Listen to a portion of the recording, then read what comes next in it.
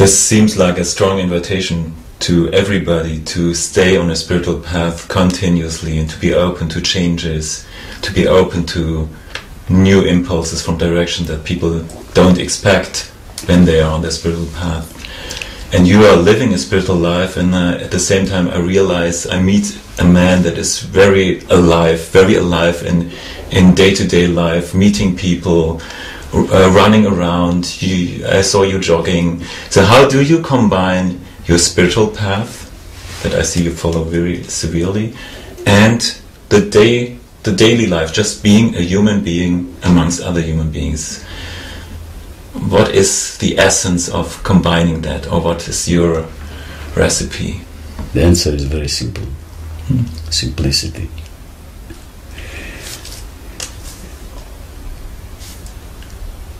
On this path I decided that this path will not take me out of life, will not take me out of people.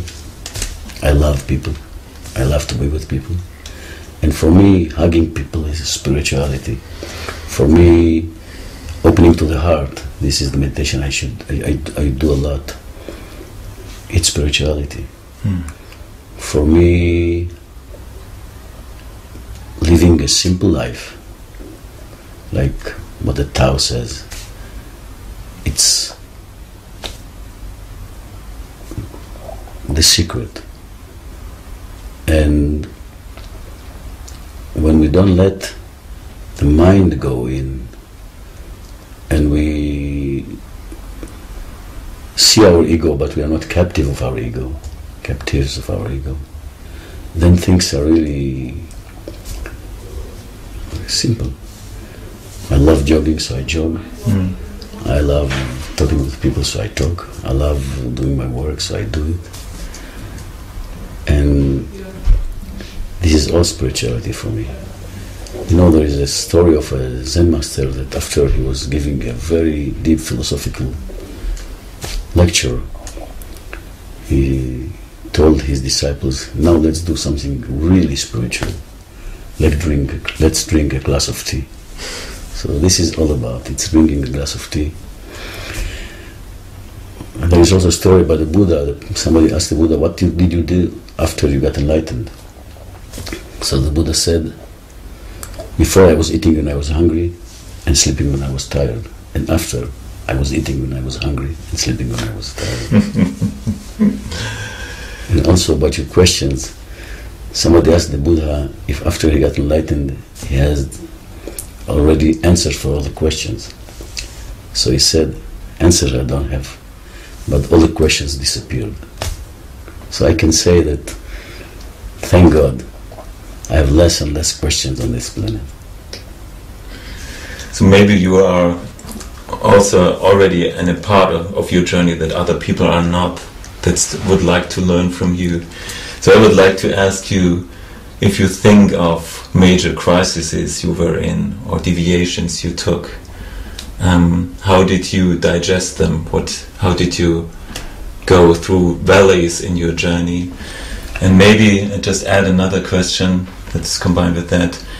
Do you know the secret of stepping out of patterns that people constantly fall back into? This is a subject that comes, I think, in everybody's life. You think you've changed as a pattern and you understood what's going on, and all of a sudden you are back into it again. Can you tell us something about the secret of overcoming it at last? I can tell you a lot about it, but first I want to relate to your first sentence. I don't think there is something in me that I know that nobody else knows. I don't think there are people who are gurus or teachers, they know something that somebody else knows. I think our responsibility is to tell everybody that if I can do it, you can do it. There is no any difference between me and you. Still you have an experience. Yes, so I can share with you my experience. That's what what I will do. But I think also, you know, the mind is canny. Because when I'll tell my experience, then somebody who sees us now in the TV or wherever will look at us and say, okay, yeah, but he is a great guy. He was a judge. or his bald head, or whatever. He can do it, I cannot. So what I want to say now, if I talk about myself, that if I can do it, everybody can do it, and it's easy. And people are doing it all the time. And everybody has his own uniqueness upon this planet, you know. And Rabbi Nachman said once that everybody is unique, and our way is to make our uniqueness into a whole, into a complete. So I can never be like you, and you can never be like me. Your job is to be yourself with the most awareness way, in the most awareness way, most enlightened way if you want. My job is to do it for myself. And I can just share my experience. And I'll answer your question anyway. Thanks.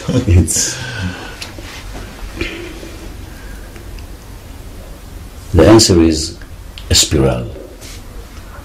I don't think there are anybody on this planet, including the big gurus, that when he's still alive, he solved everything, all his karma, all his scratches. There is nothing like this. But when you do the work and you meet again and again your patterns, it's stopped to be a gramophone record, going again and again, and it's more and more spiral.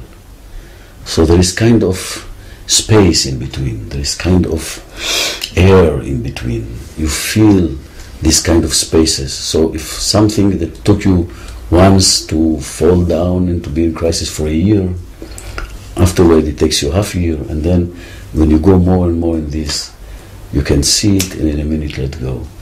So all the secret is in the rhythm, in the speed of letting go or going beyond your patterns.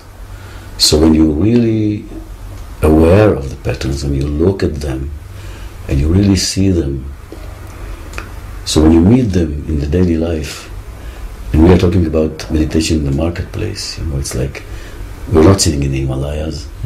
We are people who are going into the marketplace to make the change. So when I face them in the marketplace, when I'm there and I face this kind of mirror that gives me this kind of projection, I can say, oh God, and be captive with this for a day, 2, 3, 4, and we are all addicted to our drama. We are all addicted to our story. We love our story, we love our misery, we love it. And then there is another way, very simple, just to look at the drama and say, I'm not captive of the drama. It's a decision every moment, what I want to do in life. And just understanding that life is not, you know, the rehearsal. It's the act itself, this scene itself, this show itself, means that you don't have time to waste. It's just about living the moment from moment to moment and really understand that this moment will never come back.